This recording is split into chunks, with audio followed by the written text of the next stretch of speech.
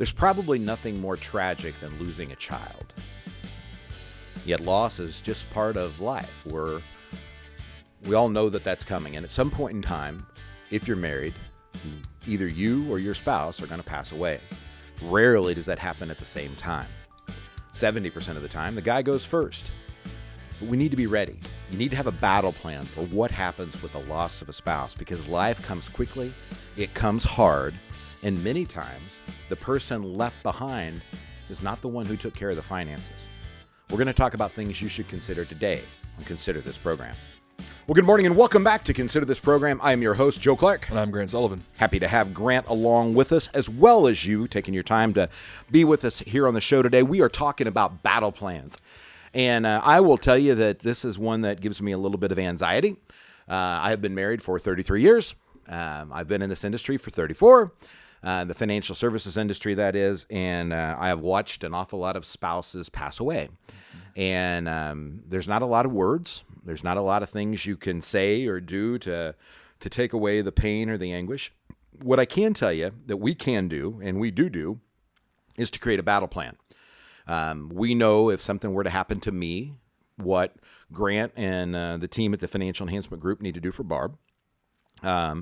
We have that laid out and ready to go. It's part of our responsibility as planners.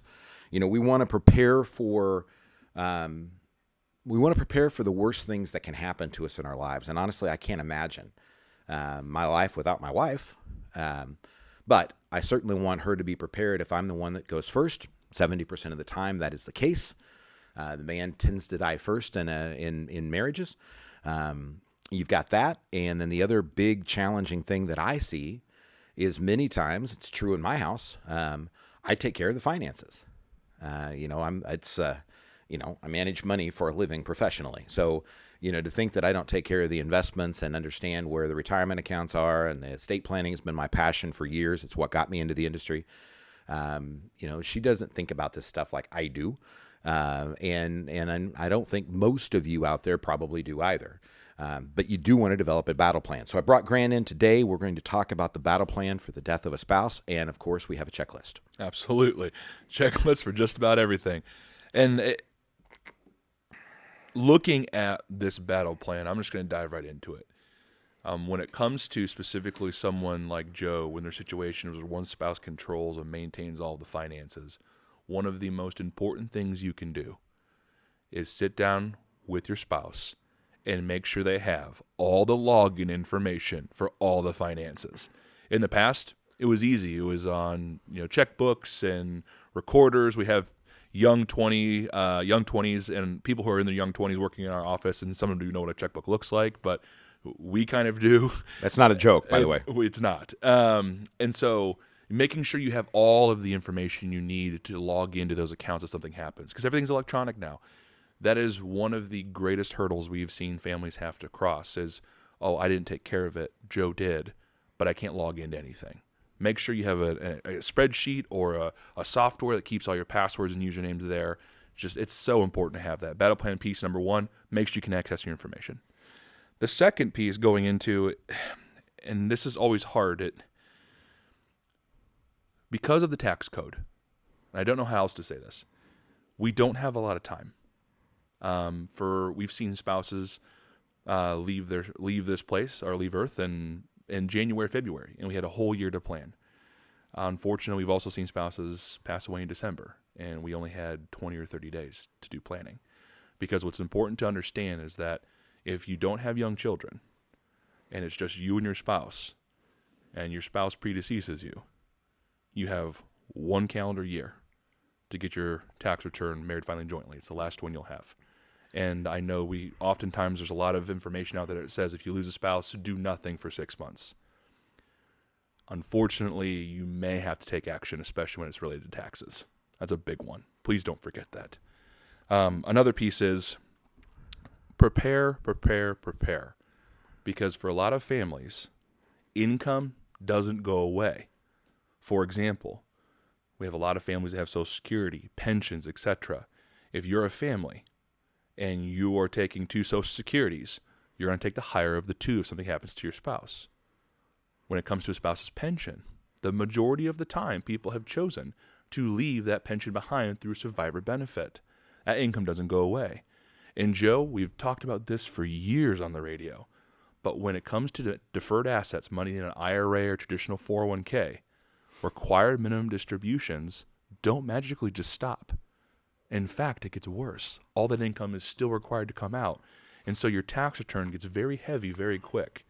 And Joe I almost couldn't believe it the first time I heard it, but it's accurate.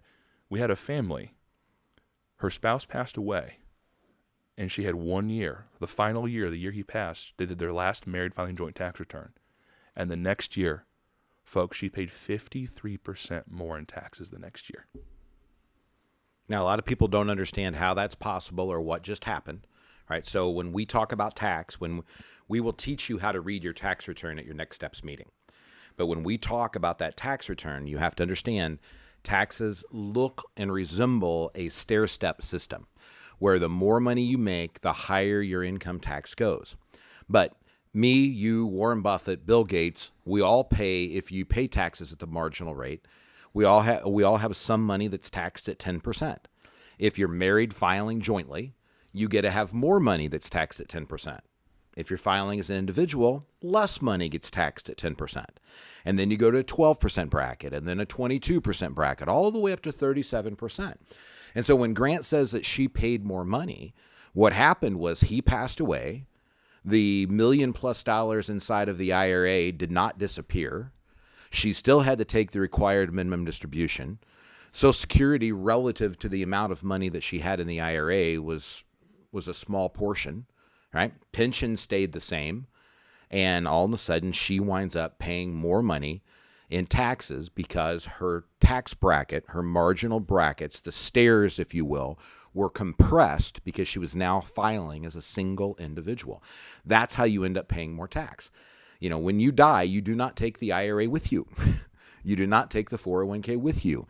It either goes to your spouse, your kids, or your charity, or a combination of the three, I suppose. And so we just need to be aware of that. We really do. And Joe, another key element to preparing for that. So the question comes, what do you do now? So Grant, yeah, we know this tsunami's coming. How do we prepare for that? Well, there's a beautiful thing in the tax code called a Roth conversion. And we often help families utilize tax events or the tax code to their advantage. A Roth conversion is a great example. While your tax codes are larger because you're married filing jointly, and as long as a whole lot of other elements are in place, you can do Roth conversions and essentially reduce the amount of taxes your spouse will pay on dollars that remain to them in the Roth IRA. That's one strategy. There are other strategies that we can talk about and spend multiple shows discussing as well, but in preparation, having a plan and activating it using things like Roth conversions does help along the way. And go ahead, Joe. The other part of that is I think you have to remember beneficiaries are not equal, right? Mm-hmm. So what you can do for your spouse is different than what you can do for your kids. It's different than what you can do for your charity, right? So, you know, in my case, and no, this is not morbid, and I don't intend to drop dead on the way home from the radio show today. But, you know, for me not to talk about this is a mistake, right? So if something were to happen to me, I've got a life insurance policy. I've got a company. I still own the majority of the Financial Enhancement Group. Mm-hmm. I've got a 401k, and I've got Roth IRAs that we use a strategy called the backdoor strategy to be able to put money inside of the Roth IRAs, right? So if something were to happen to me, we've got it set up so that my daughters, who are at a much lower tax bracket than their daddy, and Barb, if something were to happen to me, Barb would still be in a very high tax bracket, right? Mm-hmm. The kids get money that is tax deferred. There's no reason to leave my wife tax deferred money that's got to come out. The Roth money goes to Barb because it's already been taxed. And as a spouse, she can simply roll it over to the other. All beneficiaries are not created equal, but those are the things you want to think about prior to something bad happening. If I get hit by a car, we need to know that this is taken care of, you know, and that things have been thought about. And all right, I's are dotted, T's are crossed. Mm-hmm. You know, don't want a Joe funeral. Got it. Don't want to attend it. Don't want to be the guest of honor. But at the same time, you know, I certainly want our finances to be put in a situation that makes the most sense for my family.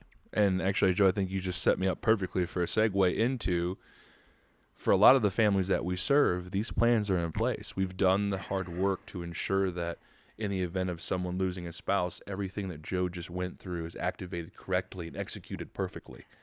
And when I say perfectly, the best of our ability, naturally, with some hiccups of tax code, etc. But for those of you who do not have a group like ours helping, you knew it was coming. Checklist. So you can go to our website, yourlifeafterwork.com, and start preparing for a situation. And you can use these helpful checklists that Joe and our team has created for you to start getting ready for something like this. It outlines all the things you need to consider today, some things you need to consider updating. It also kind of helps you think through, maybe not all my beneficiaries are equal, but also it goes back to what we talked about initially. Make sure at a bare minimum you have access to everything you need financially for you and your spouse. You really want to build a financial infrastructure.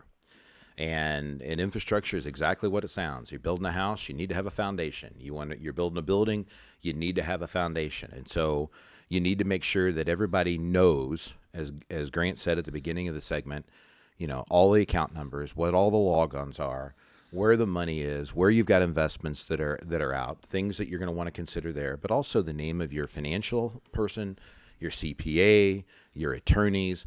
Make sure that documents are someplace where they can be found and readily available. I'm going to make a practice, just because of what I've learned the last couple of years, of getting out the legacy stuff and making sure that Barb can see it, knows what's in there.